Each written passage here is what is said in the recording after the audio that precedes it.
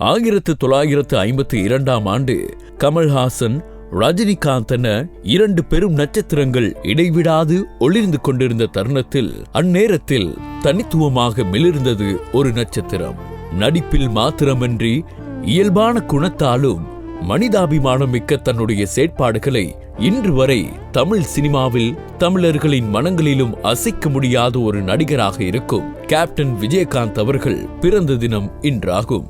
பல்வேறு போராட்டங்களுக்கு பின்னர் சினிமாவில் தன்னை நிலைநிறுத்திக் கொண்ட விஜயகாந்த் கேப்டன் பிரபாகரன் என்ற திரைப்படம்தான் திரையுலகிலும் அதற்கு வெளியிலும் அவரை கேப்டனாகவே அடையாளப்படுத்தியது. 150 திரைப்படங்களுக்கு மேல் நடித்துள்ளார். விஜயகாந்த் தனது சினிமா வாழ்க்கையில் 54 புதிய இயக்குநர்களை அறிமுகம் செய்ததுடன் அதிகமான புதிய தயாரிப்பாளர்களுக்கும் தொழில்நுட்ப கலைஞர்களுக்கும் வாய்ப்பளித்த பெருமைக்குரியவராகவும் திகழ்கிறார். 1984ஆம் ஆண்டு விஜயகாந்தின் சினிமா வாழ்க்கையில் மிகவும் முக்கியமான ஆண்டு. அந்த ஒரே ஆண்டில் மட்டும் விஜயகாந்த் நடித்த 18 திரைப்படங்கள் வெளியாகியிருந்தன. சில நடிகர்களுக்கு மாத்திரமே இந்த சாதனை உரித்தாகும். 1999ஆம் ஆண்டு நடிகர் சங்க தலைவராகவும் தேர்ந்தெடுக்கப்பட்டார்.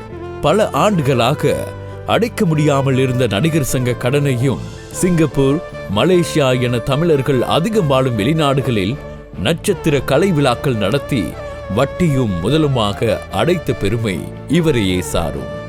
விஜயகாந்த் தான் அரசியலுக்கு வருவதற்கு முன்பதாகவே 1989இல் ஈரோடில் இலவச மருத்துவமனை, சென்னை சாலிகிராமத்தில் இலவச மருத்துவமனை, ஆண்டுதோறும் பள்ளி மாணவர்களுக்கு லட்சக்கணக்கில் கல்வி உதவி, எம்ஜிஆர் காது கேளாதோர் வாய் பேசாதோர் பள்ளி, லிட்டில் ஃபிளவர் பார்வையற்றோர் பள்ளிகளுக்கு நன்கொடை, தமிழகம் முழுவதும் 60 இடங்களில் இலவச கணினி பயிற்சி, இலவச திருமண மண்டபங்கள், ஏராளமான ஏழை ஜோடிகளுக்கு இலவச திருமணம், கேப்டன் ஸ்போர்ட்ஸ் அகாடமி என கலக்கியவர்தான் கேப்டன் விஜயகாந்த்.